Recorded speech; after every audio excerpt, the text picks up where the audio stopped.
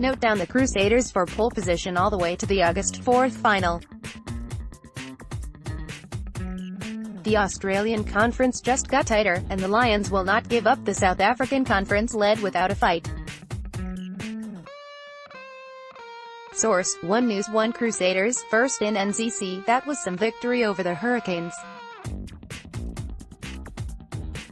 Everything went against the home side with injuries, but they hung tough, played the conditions, and lent on men such as Scott Barrett and Richie to call the tune.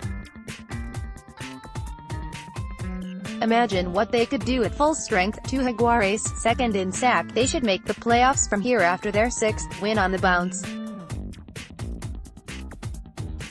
The 29-13 home win over the Sharks was notable for clinching the bonus point and wing Ramiro Moyano notching a treble.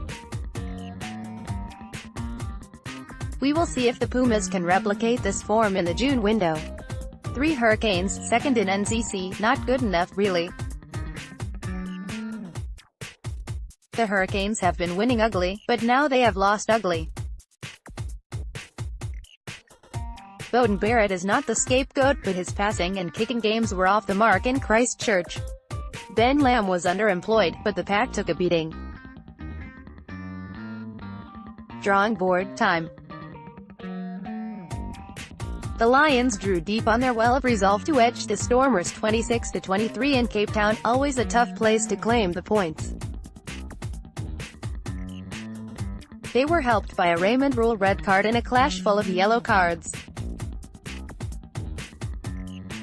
That man Matish Tampway crossed for the match winner to seal a telling comeback.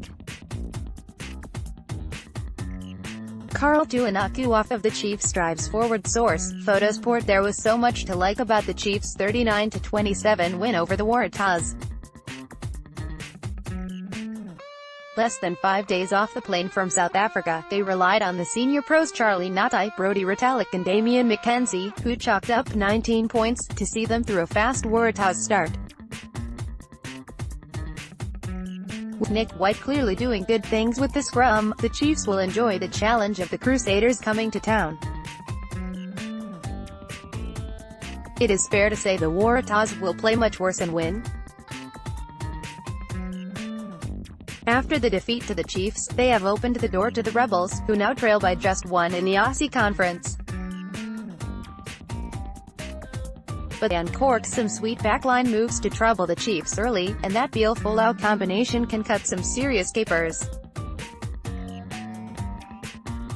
7 Highlanders, 4th in NZC. Source: 1 News. Captain Dash Dixon was grumpy after the 18-15 win over the Reds in Suncorp. It was far from vintage Highlanders rugby, but those 4 competition points are like gold in the run to the playoffs. Liam Squire was back with a bang, and other frontliners return after the requisite rest. They are right in the thick of this competition. Big jump for the Rebels. They took full advantage of the Sunwolves' decision to rest some key personnel and, helped by 5 tries between Marika Koroibete and Jack Maddox, dispatched the Japanese franchise 40-13. What they would give to now take down the Blues at Eden Park. Who saw that result in Pretoria coming? Down a man, and on the scoreboard, they engineered a 38-28 win over the Bulls. But realistically, they are still well out of the playoffs picture. The Reds will be gutted, because they scrummed and tackled their hearts out in the narrow loss to the Highlanders. Taniela Tupou is looking more and more like a man realizing his potential, especially in the set piece, where he has never been weak, despite what some may say. They should give the Waratahs some serious trouble this weekend. A moment of madness from Ruan Botha cost the Sharks dearly in PA. They struggle with sides outside of New Zealand. Get the psychologist in. John Mitchell has no hair to tear out, so we are unsure what he will do after the Bulls imploded in the second stanza at Loftus against the Brumbies. They too look out of the playoffs race. Start planning for 2019. 13 Stormers, 4th in sack, season over for the Stormers, who promise much but deliver little. They have 2 remaining games, and are no guarantees to win either of those. Jordan Taufua against the Blues. Source: photos. Port a quiet bye week as they reflect on a prime chance to win their first home game of 2018, against the Rebels on Saturday.